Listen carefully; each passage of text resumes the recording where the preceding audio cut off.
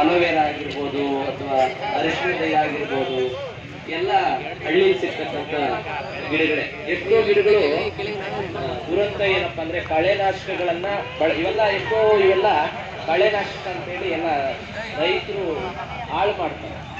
ನಾನು ಕೂಡ ಕಳೆ ಮದ್ದು ಹೊಡೆದಾಗ ಇವೆಲ್ಲ ನನಗೆ ಗೊತ್ತಿಲ್ಲದೆ ಈ ಗಿಡಗಳು ಕಳೆ ಅಂತ ಹೇಳ್ಬಿಟ್ಟು ಔಷಧಿ ಹೊಡೆದು ಲಾಸ್ ಆಗ್ತದೆ. ನಮಗೆ ಅದ್ರ ಮಹತ್ವ ಗೊತ್ತಾಗಿದ್ದು ಇವತ್ತೇ. ಯಾಕಂದ್ರೆ ನಮ್ಗೆ ಗೊತ್ತಿಲ್ಲ ಗಿಡದ ಹೆಸರೇನೋ ಅದ್ರ ಉಪಯೋಗ ಏನೋ ಅಂತ ಗೊತ್ತಿದ್ದಾಗ ಸಹಜವಾಗಿ ನಾನಾಗ್ಬೋದು ಅಥವಾ ಯಾರೇ ಆಗ್ಬೋದು ಅದನ್ನ ಮಾಡ್ತಾರೆ. ಆದ್ರೆ ಮೊದಲೆಲ್ಲ ಏನು ಮೆಡಿಕಲ್ ಅಡ್ವಾನ್ಸ್ಮೆಂಟ್ ಎಲ್ಲ ಇರಲಿಲ್ಲ. ಏನೇ ಸಮಸ್ಯೆ ಬಂದ್ರೆ ಹಳ್ಳಿಯಲ್ಲಿ ಅಲ್ಲಿ ಸಿಗ್ತಕ್ಕಂಥ ಗಿಡಮೂಲಿಕೆಗಳನ್ನ ಬಳಕೆ ಮಾಡ್ಕೊಂಡೆ ಆರೋಗ್ಯ ಸುಧಾರಣೆ ಮಾಡ್ಕೊಳ್ತಾ ಇದ್ರೆ ಕಾಯಿಲೆಗಳನ್ನು ವಾಸಿ ಮಾಡ್ಕೊಳ್ಳೋದು ನಮ್ಗೆಲ್ಲ ಗೊತ್ತಿರ್ತದೆ. ಇತ್ತೀಚೆಗೆ ಮೆಡಿಕಲ್ ಅಡ್ವಾನ್ಸ್ಮೆಂಟು ಮತ್ತೆ ಡೆವಲಪ್ಮೆಂಟ್ ಪ್ರೋಗ್ರೆಸ್ ಎಲ್ಲ ಆದ್ಮೇಲೆ ಇವತ್ತು ನಾವು ಇದನ್ನೆಲ್ಲ ಮರೆತು ಬಿಟ್ಟಿದ್ದೀವಿ. ನಮ್ಮ ಪಾರಂಪರಿಕ ಒಂದು ಮಹತ್ವ ಏನಿದೆ, ವೈದ್ಯ ಮಹತ್ವ ಏನಿದೆ, ಇದನ್ನ ನಿಜವಾಗ್ಲೂ ನಾವು ಅಳವಡಿಸ್ಕೊಂಡಾಗ ಖಂಡಿತವಾಗ್ಲೂ ಬಹಳ ಉಪಯೋಗ ಆಗುತ್ತೆ. ಯಾಕಂದ್ರೆ ಇವತ್ತು ನಾವು ಯಾವ್ದೋ ಹಾಸ್ಪಿಟ್ಲ್ಗೆ ಹೋಗ್ತೀವಿ, ಏನೋ ಸಮಸ್ಯೆ ಆಯ್ತಾ, ಸಮಸ್ಯೆ ಅಂತ ಹೋದಾಗ ನಾವೇನ್ ಮಾಡ್ತೀವಿ, ದುಡ್ಡು ಕೊಟ್ಟು ನಾವು ಟ್ರೀಟ್ಮೆಂಟ್ ಅಂತ ತಗೊಳ್ತೀವಿ. ಇವಕ್ಕೆ ಯಾವುದಕ್ಕೂ ಕೂಡ ನಾವು ಹಳ್ಳಿಲಿ ಸಿಗ್ತಕ್ಕಂಥ ಗಿಡಮೂಲಿಕೆಗಳನ್ನ ಬಳಕೆ ಮಾಡಿಕೊಂಡು ದುಡ್ಡಿಲ್ಲದೆ ನಾವು ಕಾಯಿಲೆಯನ್ನು ವಾಸಿ ಮಾಡ್ಕೊಳ್ಳಿಕ್ಕೆ ಅವಕಾಶಗಳಿರ್ತವೆ. ಈಗ ಯೂಶಲಿ ಚಿಕ್ಕ ಮಕ್ಕಳು ಬೆಳೀತಾ ಇರ್ಬೇಕಾದ್ರೆ ಇಲ್ಲಿ ಮಚ್ಚೆ ತರ ವೈಟ್ ತರ ಬರ್ತವೆ, ಎಂಜಲ್ ಮಚ್ಚೆಗಳು ಅಂತ ಕರೀತಾರೆ ಹಳ್ಳಿಗಳಲ್ಲಿ. ನನ್ನ ಮಗನಿಗೆ ಹಂಗೆ ಆಗಿತ್ತು. ಹಾಸ್ಪಿಟ್ಲಿಗೆ ಹೋದೆ, ತೋರಿಸ್ದೆ, ಯಾವುದೋ ಒಂದು 750 ರೂಪಾಯಿ ಅಡ್ಮಿಂಟು ಮಾತ್ರೆ ಏನೇನು ಕೊಟ್ಟರು, ವಾಸಿ ಆಗ್ಲಿಲ್ಲ. ಊರಿಗೆ ಹೋದೆ, ನಾನು ಅವಾಗ ಮಾಲೂರಲ್ಲೇ ಇದ್ದೆ. ಊರಿಗೆ ಹೋದಾಗ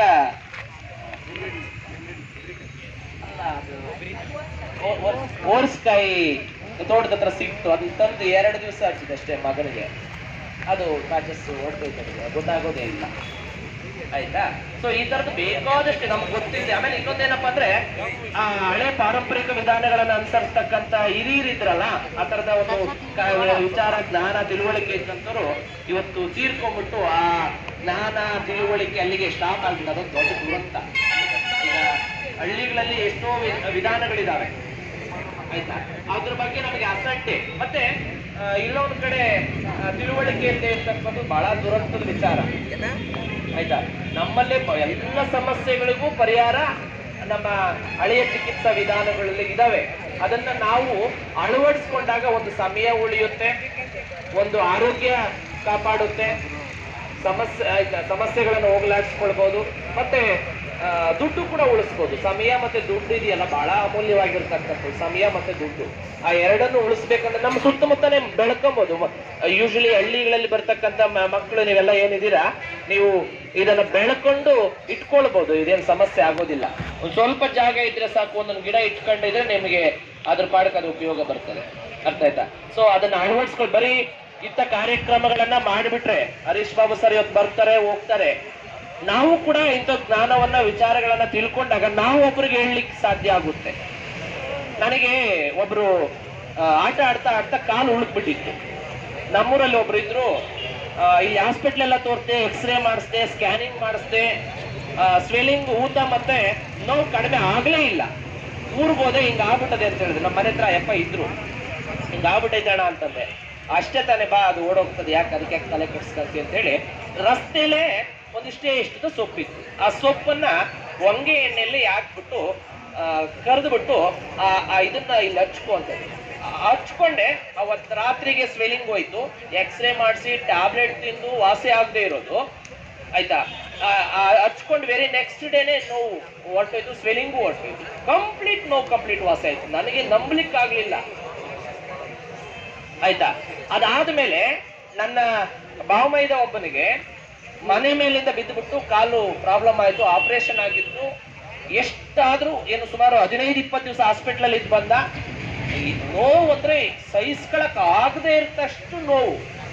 ಕಡೆಗೆ ನನಗೆ ನೆನಪಾಯ್ತು, ಇದು ನನಗೆ ಕೊಟ್ಟಿದ್ರಲ್ಲ, ಇದನ್ನೇನಾರು ಹಚ್ಚಿದ್ರೆ ವಾಸಿ ಆಗ್ಬೋದಾ ಅಂತ ಹೋಗಿ ಅವತ್ತು ನನಗೆ ಹುಡುಕಿದ್ದು. ಅದು ದಾರಿಯಲ್ಲಿ ಇಷ್ಟೇ ಬೆಳೆದು ಕಡೆ ತರ ಬೆಳೆದಿರುತ್ತೆ, ಇಷ್ಟು ಸಣ್ಣ ಸಣ್ಣ ಎಲೆಗಳು.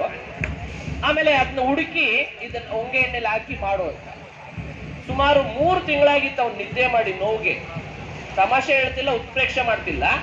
ಆ ಸೊಪ್ಪು ಹಾಕಿ ಹೊಂಗೆ ಎಣ್ಣೆ ಹಚ್ಕೊಂಡು ನಿದ್ದೆ ಮಾಡಿದೆ ರಾಜಣ್ಣ ಅಂತ. ಕಂಪ್ಲೀಟ್ ಆಗಿ ನಿದ್ದೆ ಮಾಡಿದೆ. ಅಂದ್ರೆ ನಮಗೆ ಎಷ್ಟೋ ವಿಚಾರಗಳು ನಮಗೆ ಸುತ್ತಮುತ್ತನೇ ಇರ್ತವೆ, ನಮ್ಗೆ ಗೊತ್ತಾಗಲ್ಲ, ಅದ್ರ ಮಹತ್ವ ಗೊತ್ತಾಗಲ್ಲ, ಅದ್ರ ಬಳಕೆ ಹೇಗ್ ಮಾಡ್ಬೇಕಂತ ಗೊತ್ತಾಗಲ್ಲ. ಹಂಗಾಗಿನೇ ನಾವು ನೋವು ಅನುಭವಿಸಂಗಾಗುತ್ತೆ. ಸೊ ನಾವೆಲ್ಲರೂ ಕೂಡ ಇಂಥ ವಿಚಾರಗಳ ಬಗ್ಗೆ ಬಹಳ ಒಂದು ತಿಳ್ಕೊಳ್ಳಿಕೆ ಮಾಡಿಕೊಂಡು, ಮಕ್ಕಳಿಗೆ ಎಷ್ಟೋ ಸಮಸ್ಯೆಗಳನ್ನ ನಾವು ಪಟ್ಟಂತ ಏನೋ ಸಮಸ್ಯೆ ಆದಾಗ ಹಾಸ್ಪಿಟಲ್ಗೆ ಎತ್ಕೊಂಡ್ಬರೋದು ತಪ್ಪುತ್ತೆ, ಆಯ್ತಾ? ಏನೋ ಸಮಸ್ಯೆ ಬರೋಕ್ಕಿಂತ ಮುಂಚೆನೆ ಅವುಗಳನ್ನ ಬಗೆಹರಿಸ್ಕೊಳ್ಳಿಕ್ಕೆ ಅವಕಾಶಗಳಿರ್ತವೆ. ಸೊ ಹಾಗಾಗಿ ನೀವೆಲ್ಲರೂ ಕೂಡ ಇದನ್ನ ತಿಳ್ಕೊಂಡೆ ಕೇಳಿಸ್ಕೊಬೇಕು. ನಾನೇನೋ ಮಾತಾಡ್ತಾ ಇರೋದು ನಿನ್ ಪಾಡು ನೀವು ಮಾತಾಡ್ತಾ ಇದ್ರೆ ಅದು ಪ್ರಯೋಜನ ಆಗಲ್ಲ. ಅಟ್ಲೀಸ್ಟ್ 1 ಗಂಟೆ ಸಮಯನ ಸ್ಪೆಂಡ್ ಮಾಡಿದೀವಿ ಇದಕ್ಕೋಸ್ಕರ ಅಂತಂದಾಗ ಅಟ್ಲೀಸ್ಟ್ ಒಂದಾದ್ರೂ ಅದನ್ನ ಇಂಪ್ಲಿಮೆಂಟ್ ಉಪಯೋಗಿಸ್ಕೊಂಡಾಗ ಅಟ್ಲೀಸ್ಟ್ ಹರೀಶ್ ಬಾಬು ಸರ್ ಇಲ್ಲಿ ಬಂದು ನಿನ್ನೆಲ್ಲ ತಿಳುವಳಿಕೆ ಮೂಡಿಸ್ಬೇಕು. ಹಿತ್ತಲ ಗಿಡ ಮದ್ದಲ್ಲ ಅಂತಕ್ಕಂಥ ಒಂದು ಏನ್ ಗಾದೆ ಮಾತಿದೆ ಅದನ್ನ ಸುಳ್ಳಾಗಿಸ್ಬೇಕು. ನಮ್ಮ ಸುತ್ತಮುತ್ತ ಸಿಗ್ತಕ್ಕಂಥ ಏನು ಗಿಡಮೂಲಿಕೆಗಳಿದಾವೆ, ಸಸ್ಯಗಳಿದಾವೆ, ಎಲೆಗಳಿದಾವೆ, ಅದನ್ನ ನಾವು ಹೇಗೆ ಉಪಯೋಗಿಸ್ಕೊಳ್ಬೇಕು ಅಂತ ಅವ್ರಿಗೆ ಅಟ್ಲೀಸ್ಟ್ ಈ ಅಮೂಲ್ಯವಾದ ಸಮಯನ ಉಪಯೋಗಿಸ್ಕೊಂಡು ನಿಮ್ಗೆಲ್ಲ ಹೇಳಿದ್ರು ಕೂಡ ಈ ಸಂದರ್ಭದಲ್ಲಿ ಸಾರ್ಥಕ ಆಗ್ತದೆ ಅಂತ ಹೇಳ್ತಾ ಅವರಿಗೆ ನಮ್ಮ ಕಾಲೇಜಿನ ಪರವಾಗಿ, ಪ್ರಾಂಶುಪಾಲರ ಪರವಾಗಿ ಮತ್ತೆ ನಿಮ್ಮೆಲ್ಲರ ಪರವಾಗಿ ಮಾಹಿತಿಯನ್ನ, ಅಮೂಲ್ಯವಾದ ಸಲಹೆ ಮತ್ತೆ ಮಾಹಿತಿಯನ್ನು ನೀಡಿದ್ದಕ್ಕಾಗಿ ಧನ್ಯವಾದಗಳನ್ನ. ನನಗೆ ಅವಕಾಶ ಮಾಡಿಕೊಟ್ಟ ಪ್ರಾಂಶುಪಾಲರ ಮೇಡಮ್ಗೆ ಹಾಗೂ ಸಹ ಶಿಕ್ಷಕರಿಗೆ ಹಾಗೂ ಪ್ರೀತಿಯ ವಿದ್ಯಾರ್ಥಿಗಳಿಗೆ ವಂದಿಸ್ತಾ ನನ್ನ ಮಾತನ್ನು ಮುಗಿಸ್ತೇನೆ. ಜೈ ಹಿಂದ್, ಜೈ ಕರ್ನಾಟಕ.